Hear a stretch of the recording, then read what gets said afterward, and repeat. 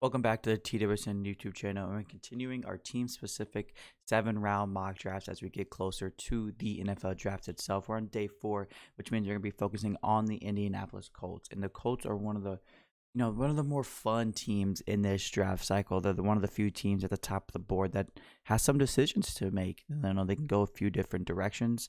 Let's just kind of get right into it. I think everybody knows the Colts are going to take a quarterback at this point. Who's that going to be?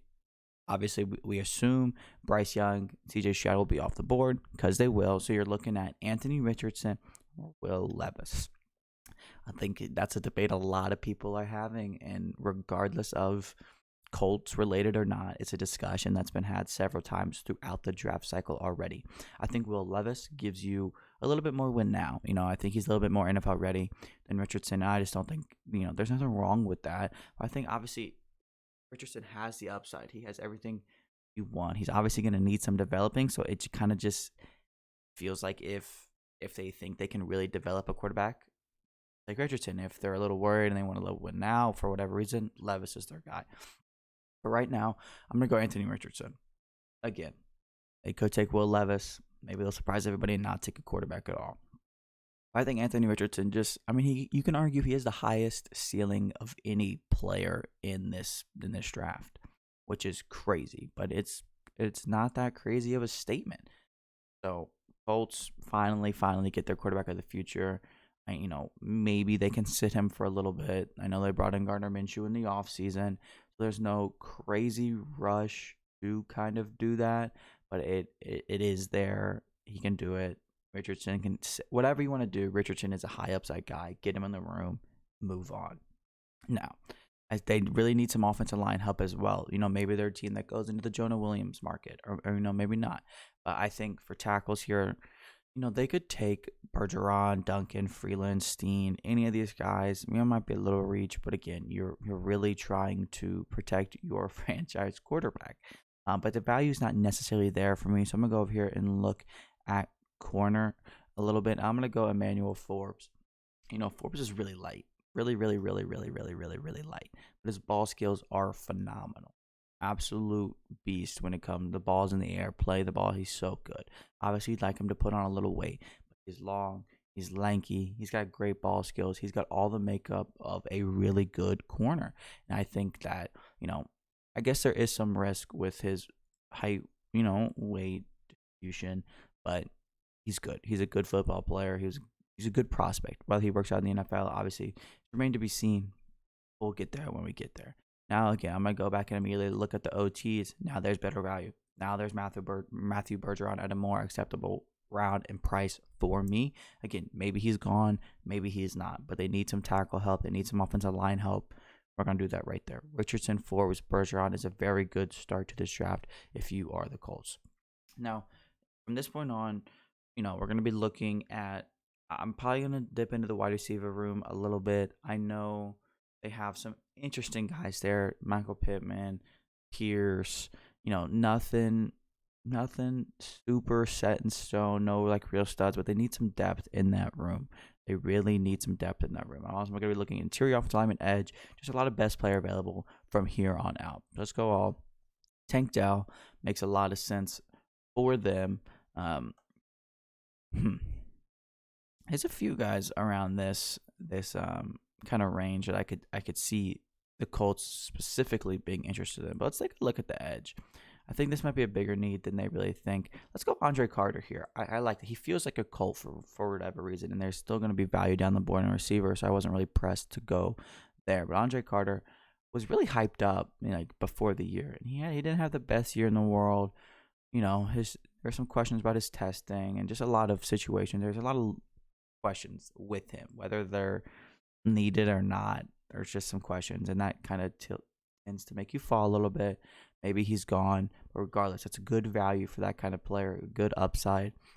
The Colts just need that kind. They need that value. They just need good players, and I think Andre Carter at pick 106 fits perfectly within that description. Now I'm going to go to the wide receiver room. Again, we're looking for some just fillers to that back end of the receiver room. Some guys that can contribute when called upon. Some guys that can have specific roles that really just get you on the field. They don't have to be burners or anything along those lines. But let's go Bryce Ford, the bigger body receiver, but he ran one of the fastest 40s at the combine. So he's a little bit of a project, but again, he's one of those guys that has that really high upside. You can bring him in the red zone. You can bring him in to stretch the field.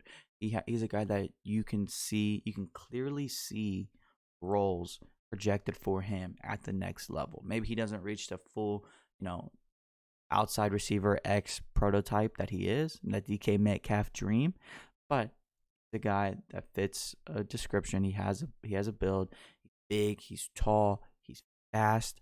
He's an athlete. The production numbers necessarily aren't there, but there's a lot to like when you're looking at him from a prospect perspective.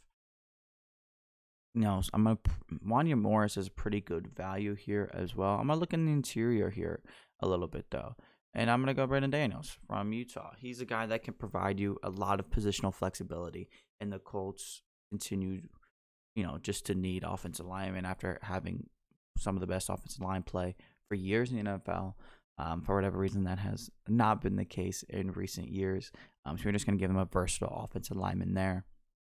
And here, there's 2 picks left.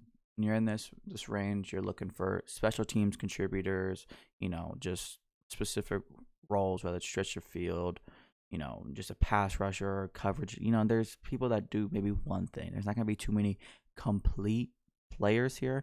But I'm gonna look at the cornerback room, the secondary room, and see if there's anywhere that we can double dip for them. There's some interesting corners. There's some interesting corners. There's some interesting safeties too. I like Brandon Joseph. Marco Helms as well. Let's go ahead and give him Brandon Joseph. I know Julian Blackman played some corner last year after their cornerback room got depleted. So I think with this next pick, to be honest, I'm going to go back to the secondary because they need that depth pretty bad. But Brandon Joseph was just a really good value there.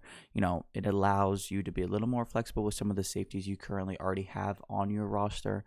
And I think at the end of the day, he's just a pretty solid player as well. So you're not going to really complain about it too much. And for the last pick, I'm going to go Rajon Wright from Oregon State. Just really solid corner. Again, they need that depth with secondary. We all saw what happened to them last year. But we have one more pick. It was cut off at the bottom of my screen, and now we have one more pick. What do we want to do? My first thought is to come down the board and find, a return man possibly for them. And there is some, but they lost Paris Campbell, their speed in the room. Trey Tucker would be gone. So let's go Darius Davis here. Darius Davis is, my opinion, one of the best returners possible in this draft. His ability as a receiver is, not necessarily going to be why you're drafting him. He has some upside and some juice there if you just get the ball in his hands. But I don't really see him developing as a great receiver in the NFL. But he has the potential to be a really, really, really, really good returner and just fun player in the NFL. So let's take a look at this Colts draft. Let's recap it a little bit. You started off with Anthony Richardson right at the top. Bang. Right off the top. The theme of this Colts draft, if you're looking at it, is upside. This is a very boomer bust draft for the Colts, but if you hit on really just 2 or 3 of these picks, their ceiling as a team, as an organization, gets so unbelievably high. And it starts off the top with Anthony Richardson. Forbes, again, some questions about his weight, but he has unbelievable ball skills. You got a good value. And with Bergeron there at 79. Andre Carter, again, some questions, but they're going to take their chance on him. Bryce Ford Wheaton, his production in college was not that good, but he has the height, he has the weight, he has the speed, he has the athletic ability, he has everything you want.